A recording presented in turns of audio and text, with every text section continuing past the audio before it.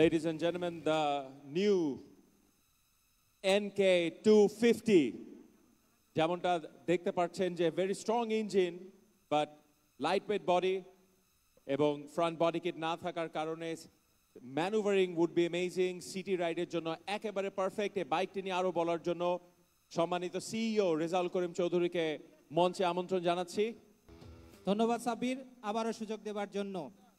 মহেন্দ্র খন তো কেবল একটা, the beast finally in Bangladesh.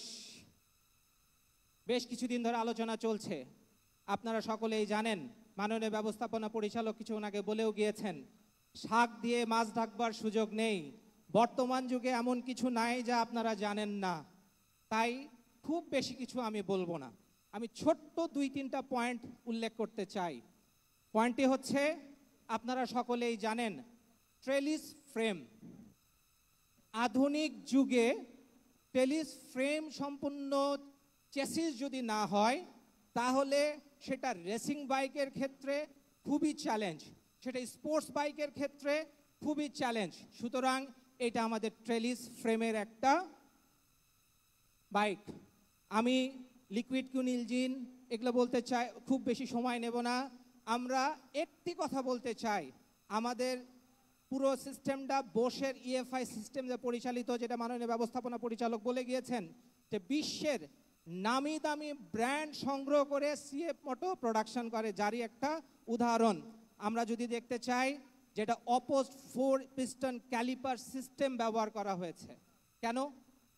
যারা ঢাকা শহরে বাইক রাইড করেন, জ্যামের মধ্যে আছেন, হঠাৎ করে বাইকটা রাইড করতে হবে, চালাতে হবে, তখন দেখা যাচ্ছে জ্যামের জন্য একটু আটকায় গেল, ব্রেকটা সহজে ধরে না, ব্রেকটা সহজে ছাড়ে না।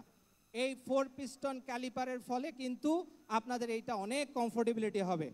আপনাদের এর জন্য আমাদের আন্ডারবেলি এক্সজস্ট সিস্টেম দেওয়া আছে। আরেকটা ফিচার না বললেই নয়, সেটি হচ্ছে আমাদের রাইডিং মোড দেওয়া আছে। রাইডিং মোড সম্পর্কে বোধহয় আপনারা, আমি যদি কোনো একজন বাইকার ভাইকে জিজ্ঞাসা করি যে রাইডিং মোডটা কোন অপশনে বেশি কাজ করে, যে কোনো একটা, এখানে অনেকেই আছেন, কেউ কি বলবেন? আচ্ছা, এটা পরে ইন্টারাকশন করে নিব। রাইডিং মোড, আমরা যদি ইকো এবং স্পোর্টস মোডে গাড়ি চালাতে চাই, হয়তো চট করে এক্সেলারেশন টানতে নেবেন, স্পোর্টস মোডে নিয়ে যাবেন, বাইকটা খুব দ্রুত এক্সেলারেট হবে। যদি আমরা একটু সাশ্রয়ী হতে চাই, আমরা ইকো মোডে নিয়ে আসব, ইকো মোডে নিয়ে বাইকটা রাইড করব। তাই বেশি কথা বলবো না, আমি হর্স পাওয়ার, আমি টর্ক এগুলো সম্পর্কে বলতে চাই না। আমরা শুধুমাত্র বেসিক যেই পয়েন্টগুলো উল্লেখ না করলেই না সেটাই করে গেলাম, যা অন্যদের থেকে আমাদেরকে আলাদা করছে, যা অন্যদের থেকে আমাদেরকে অন্যভাবে উপস্থাপন করছে, এটাই আমাদের প্রত্যাশা। এরপরে আরও একটু ধীরে ধীরে আমরা এগোতে থাকি, কত দূর যেতে পারি। 250 এনকের প্রাইসটা আমার কানে কানে বলবার জন্য মাননীয় ব্যবস্থাপনা পরিচালক জনাব বোরহানুদ্দিন তানভীর স্যারকে অনুরোধ জানাচ্ছি। 250 এনকের প্রাইসটা মাননীয় ব্যবস্থাপনা পরিচালক আমাকে কানে কানে বলেছেন, তা আমি নিজে একটু আশ্চর্য হয়ে গেলাম। আমি তো ভেবেছিলাম যে আরো একটু বেশি বলবেন উনি।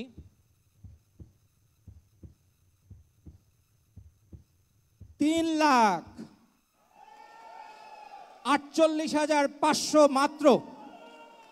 250 এনকে 3,48,500।